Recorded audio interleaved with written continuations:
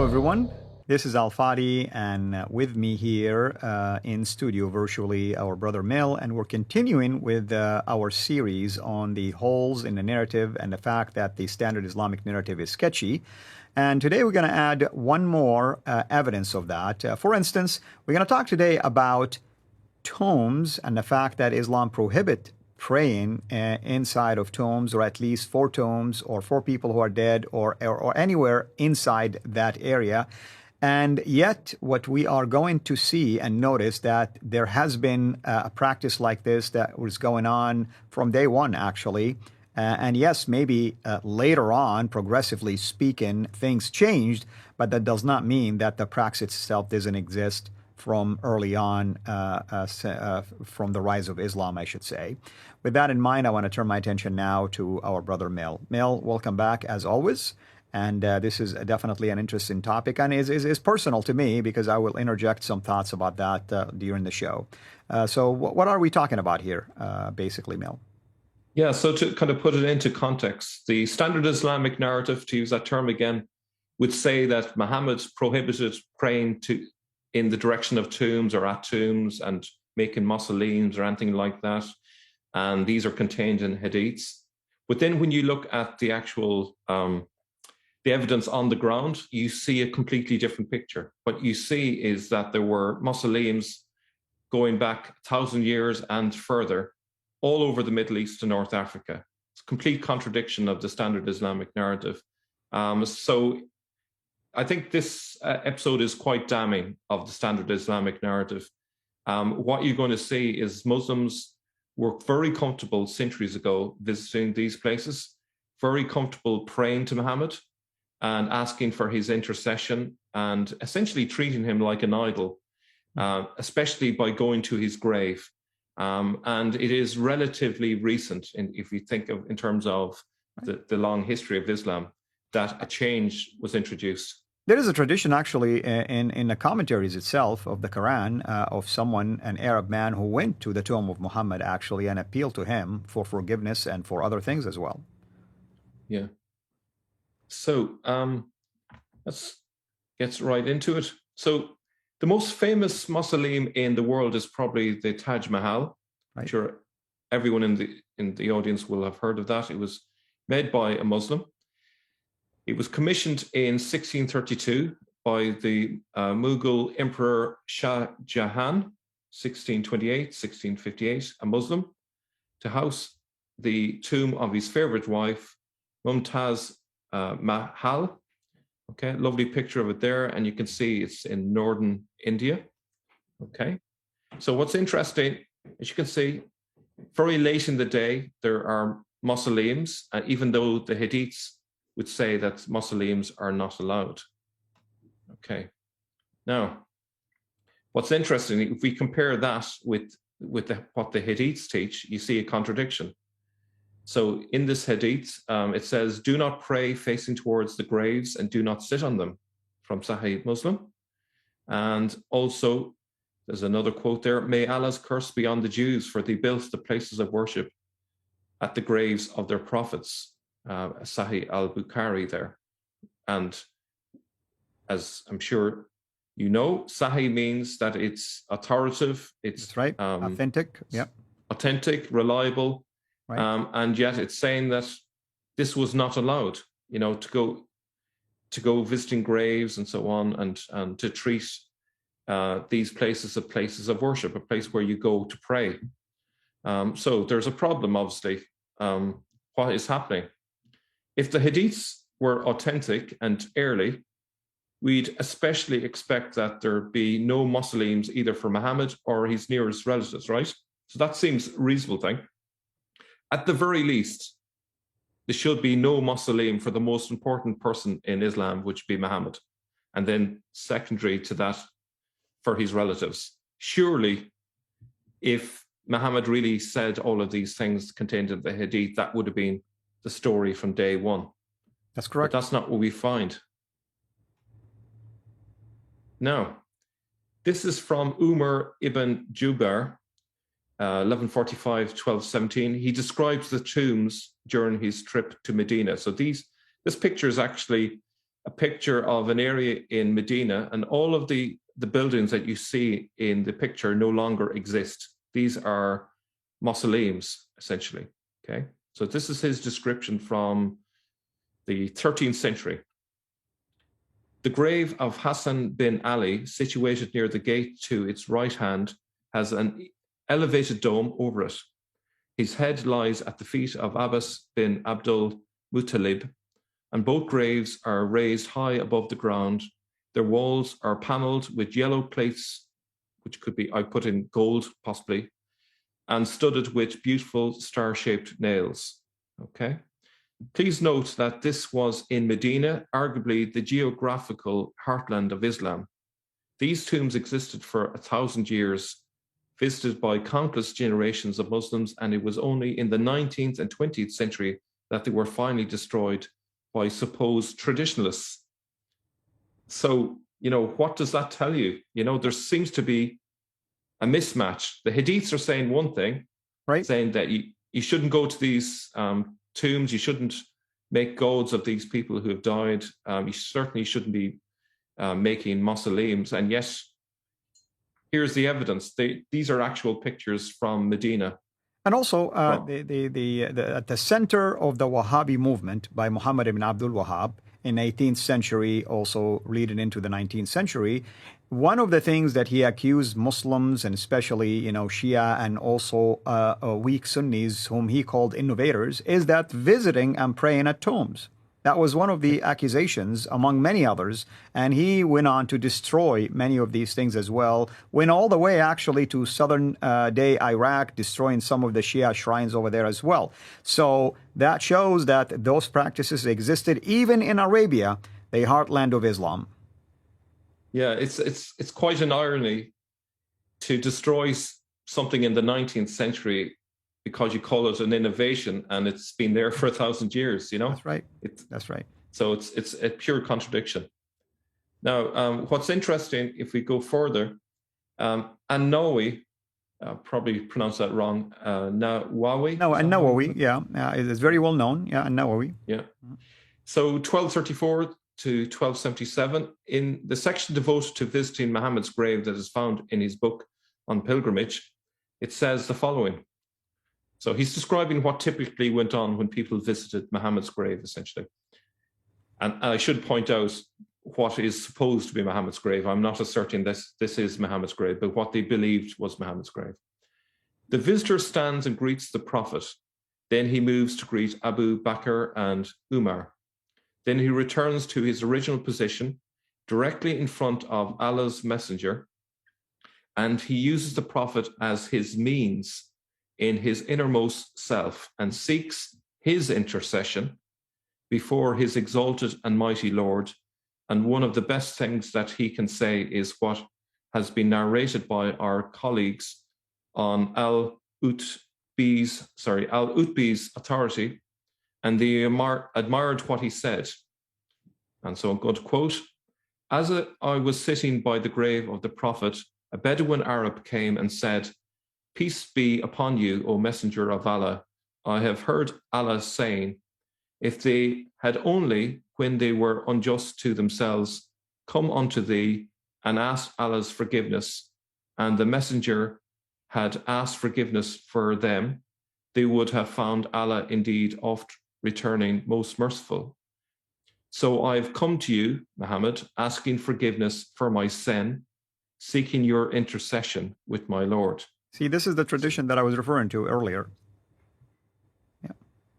Absolutely. So we have clear evidence that, we're talking not just recently, this is going way back in time.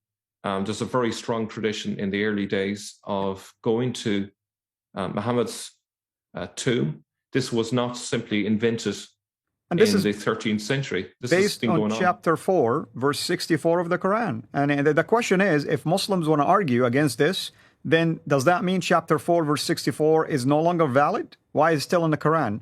And how in the world a dead man can intercede on your behalf? Well, and that's where another hadith will tell you, oh, God will bring the spirit of Muhammad back and he will respond. And so Muhammad is omnipresent, technically speaking, omniscient and omnipotent. I mean, all these kind of stuff. I mean, that's in and of itself, venerate him and elevate his status, even though he's a dead man. And in fact, today, if you look at the tomb of Muhammad, people pray in the direction of the tomb. And it's covered with golden, basically, barriers, has golden inscriptions from the Quran, and people have a big kind of like hole to peek into it to see his tomb, and so on and so forth. Yeah, absolutely. It reminds me very much of the idea of the demiurge, which is a being somewhere between the human race and God, who basically passes on, does God's bidding essentially, or takes prayers up to God and so forth. So that's the status that they appear to be given Muhammad, which is, I would have thought that would have been shirk straight off, to treat anyone other than Allah as some form of God, let's say divine. Right. And then that's what Islam teaches, right? Doesn't it say that this is shirk? How come it doesn't apply here? Yeah. So that's a massive contradiction. And again, this is one of the major holes in the Standard Islamic Narrative.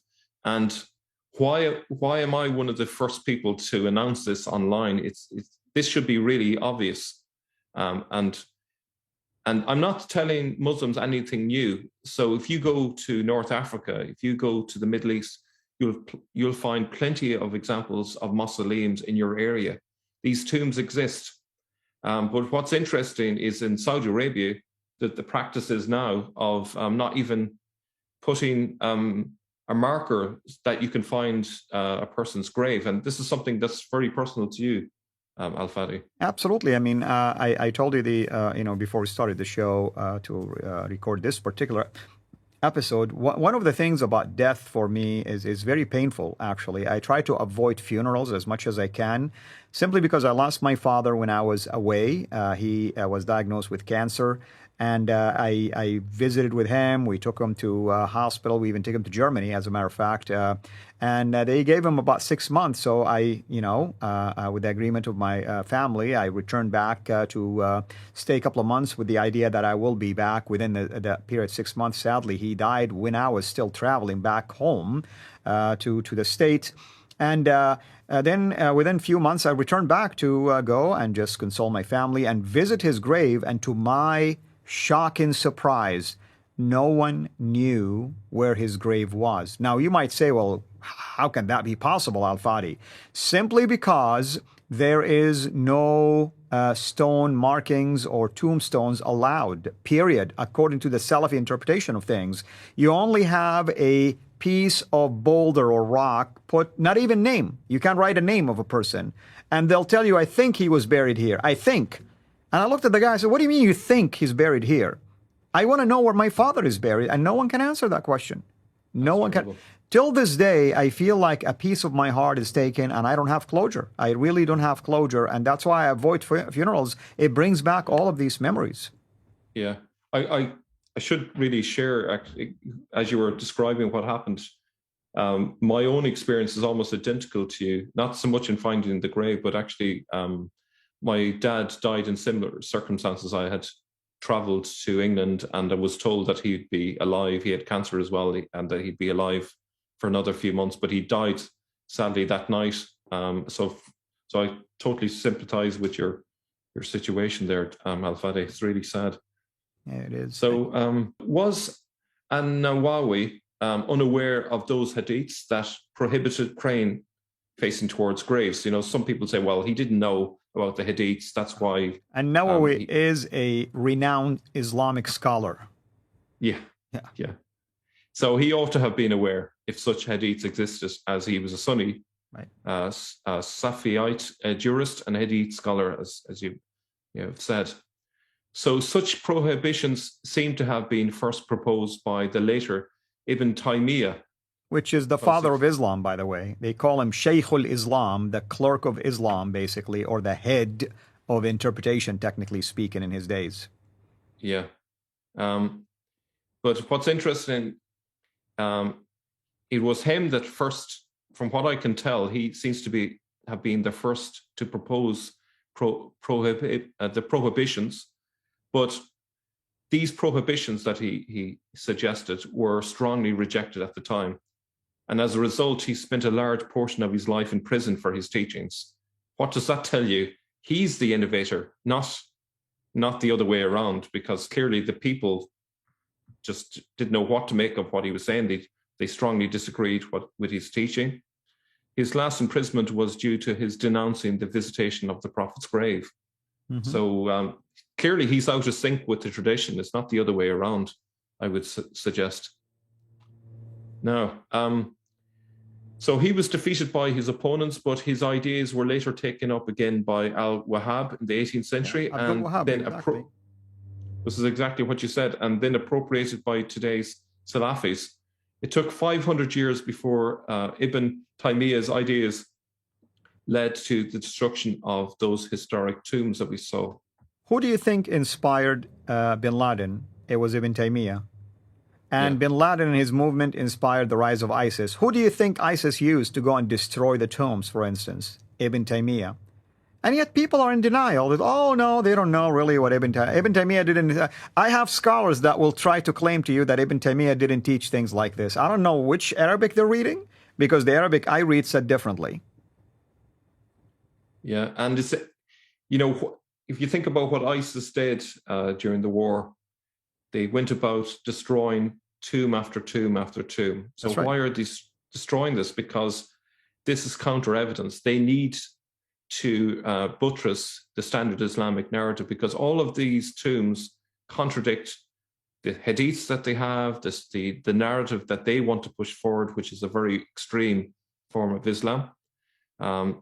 So if we look at this here, historical records show that there were domes, cupolas, mausoleums in Jannat al-Baqi before the Wahhabis destroyed them. Today, it is a bare land without any buildings. Yeah, this is Al-Baqi', which actually existed in Medina.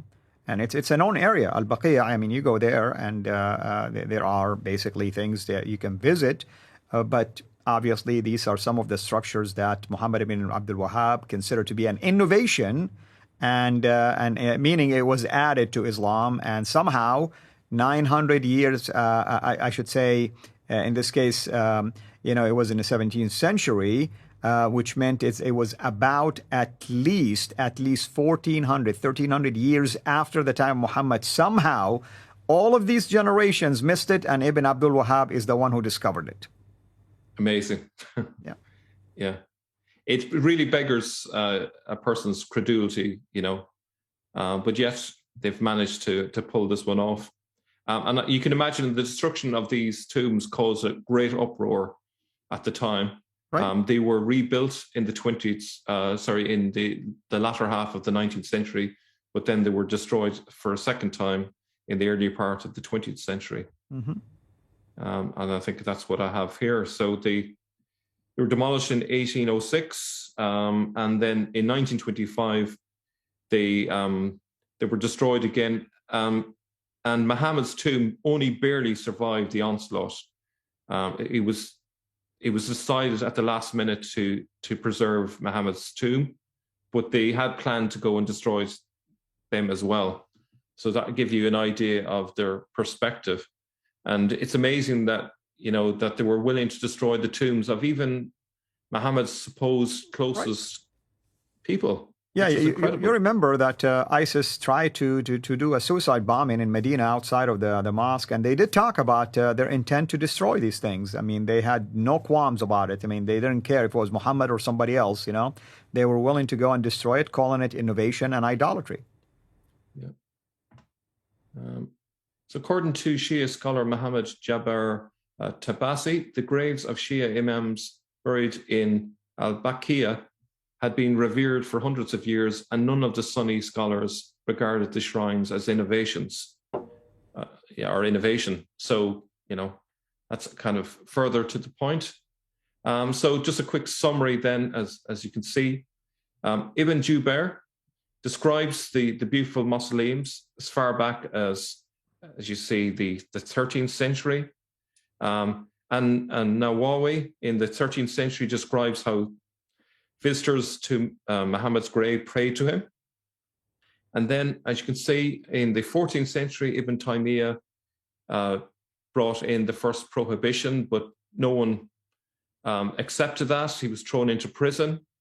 And then it was Al-Wahhab in the 18th century who took up those ideas again. And then, as you can see, in the 19th and 20th century, they destroyed them. So I think this is really solid evidence that the Standard Islamic Narrative has got holes in it.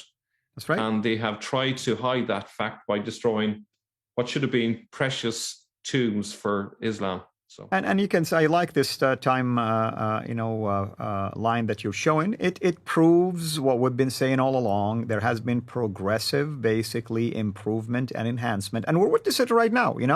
Yasser Qadi said something about the holes in the narrative. All of a sudden, they cleaned that, destroyed the evidence, removed the videos, shut down any reference to it.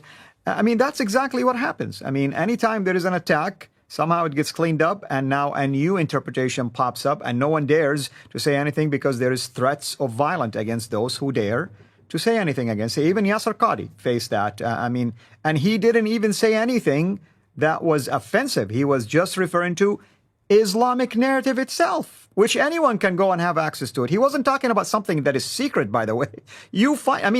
I have in my hand a book about the history of the Quran, right, by Theodore Nildeke. And you look at it, and look at how many accounts and narratives he mentioned about just the first compilation of the Quran. The first compilation. One narrative after the other, So which one was the real narrative? Well, the real narrative, please stand up. I mean, that's all you have left, to say. Yeah. So I think it's pretty clear, and I think, if you expose anything that's online, so if there's a digital record from the traditions that exposes the Standard Islamic Narrative, within hours, within days, it's going to be wiped from the record, and suddenly there's a gap. And this is what's going on all the time. Absolutely. So what's the verdict? Well, the verdict is, on the balance of probability, it looks like this was a later development. There's no evidence that these hadiths really existed from the early days, and the practice of the people all through the centuries contradicts these hadiths, so it can't be true that these hadiths existed from the 7th century as claimed. Amen. That's it from me. As always, brother, thank you so much, and hopefully everyone has been enjoying this series called The Holes in the Narrative. The Standard Islamic Narrative is sketchy, and hopefully you guys have been sharing it with others, and hopefully you've been benefited from these arguments. These are simple arguments, one by one. Each one of them actually can poke a hole in this Standard Islamic Narrative. And this is my theory. If there is one issue with the narrative, then there are massive issues with the narrative. That's all it is, because Islam always taught us that everything is hunky-dory. Everything is perfect. Everything is preserved. Well, I have a Greek word that I learned at the seminary called baloney, because that's not what the case is. And we are going to see now something about Islam, which is why Islam is set to go into numerical decline. And I love this. Next time we're going to talk about it, because what do you think our Muslim friends use? Oh, there is hundreds of Christians coming to Islam. Well, first of all, there is no such thing as a born-again Christian leaving, Christ. That's number one. Jesus cannot allow his flock to leave. It's not up to you to decide that. Number two, well, maybe there are people coming to Islam. Have you thought about how many are leaving? You see, that's the question that we need to address. And if numbers are that important of a deal for you, my Muslim friends, wait until the next episode. Brother, thank you so much. Thank you, everyone, for joining us here. This is Al-Fadi, over and out. God bless. Thank you for watching this video. Be sure to like and subscribe to our channel, CIRA International, and click on the bell so that you receive notifications whenever we publish a new video or go live. I would also like to appeal to you to consider becoming a Patreon patron by clicking the link right below. By doing so, you can give towards the production of these videos. There are also other options for you where you can give to our channel. I thank you from the bottom of my heart.